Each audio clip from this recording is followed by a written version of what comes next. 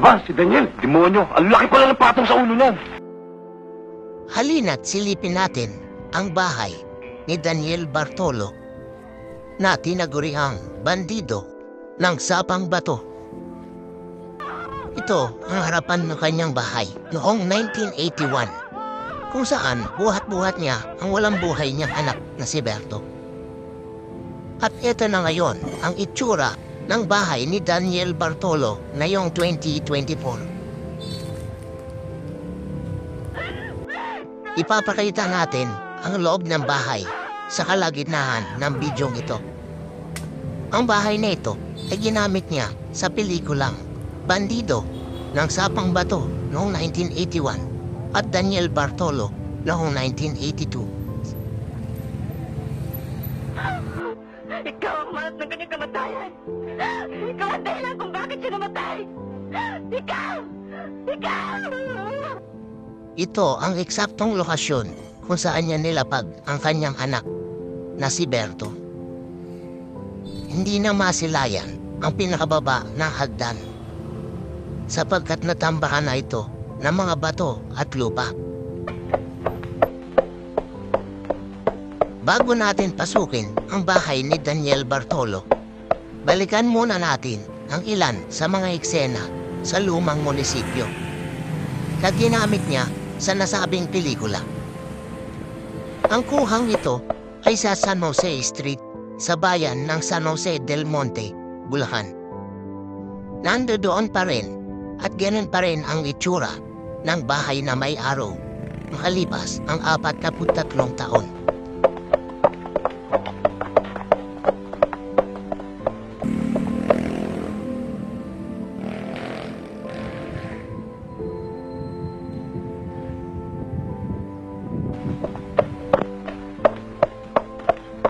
Ang kalyeng ito ay sa San Jose Street pa din, corner J.P. Rizal Street.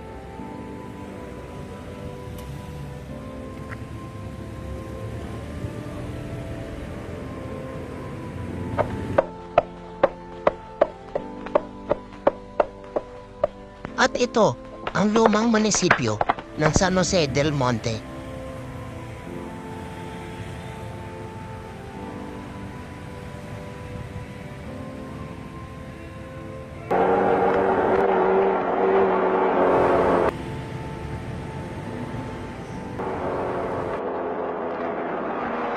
Ang kuhang ito ay sa gitna ng plaza sa harapan ng lumang munisipyo.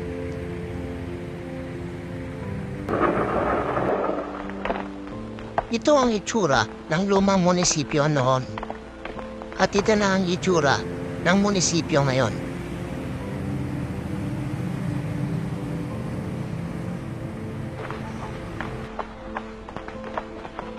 Ang eksenang ito ay kuha sa malaking puno sa tapat ng munisipyo.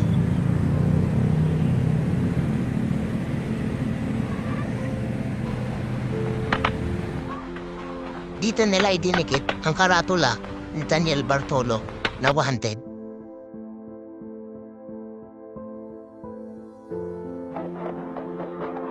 At ang eksenang ito, nakasama niya si Vic Vargas na nakasakay sa kabayo ay sa San Jose Street pa rin.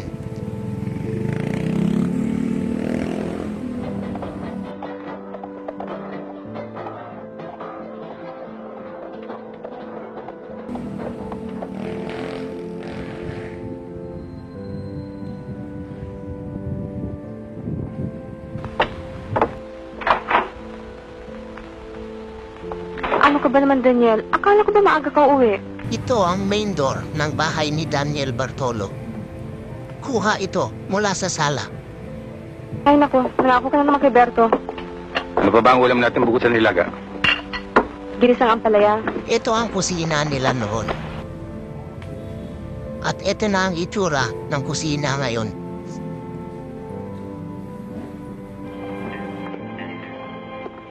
Ang kuhang ito ay sa kalsada ng Pasolo Road. Makalipas ang 43 taon, ito na ang itsura ng nasabing kalsada.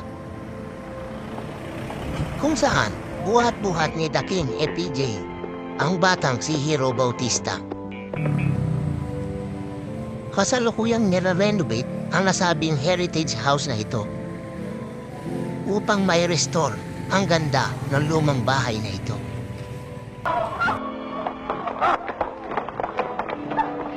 Ang eksenang ito ay kuha sa hagdanan sa harapan ng bahay. Ito na ang itsura niya ngayon habang tayo ay papaakyat sa loob ng bahay. Daniel, at tubili nga ba ako sa aking pagparito, Daniel? Subalit ang buhay at karangalan ng aking apo na nakasalalay. Ang kuhang ito ay nasa kaliwang side ng sala.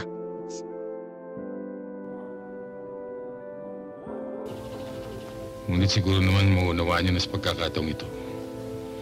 Meron akong pansariling suliran. Ito naman ay kuha sa kanang side ng sala, papasok ng kwarto. Ang daya-daya mo naman, di magbulaklak yan ah. Dapat bulaklak ang ilagay mo. Ang eksenong ito ay sa gitna ng sala, kung saan sila naglalaro ng baraha. May bulaklak ka pala, ba't mo iniipit? Yung itapon mo. Eh, ba't tatapon ko? Eh, tama yan eh. Hindi ko na maglaro. Ito ay kuha sa sulok ng sala, sa gawing kanan ng bahay.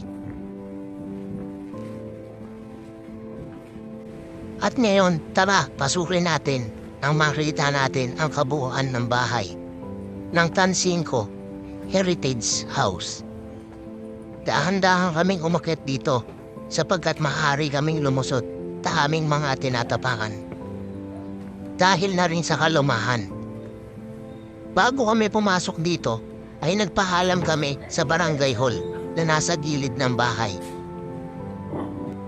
At nag-register kami dito sa loob, sa logbook ng Lady Guard. Ito ang kusina ng nasabing bahay.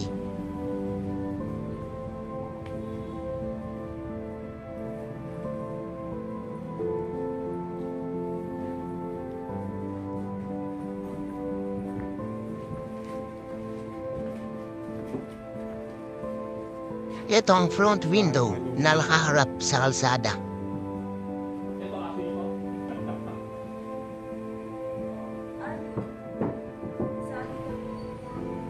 Ito naman ang kwarto ng nasabing heritage house na ito.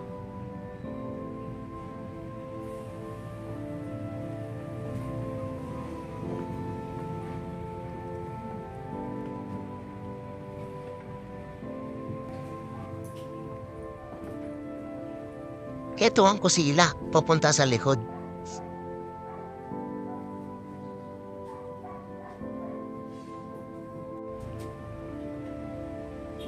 Ito naman ay kuha sa labas, sa balkonahe ng bahay.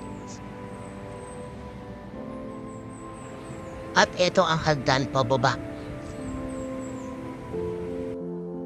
Ito ang eksena bago lisanin ni Daniel Bartolo ang kanyang bahay.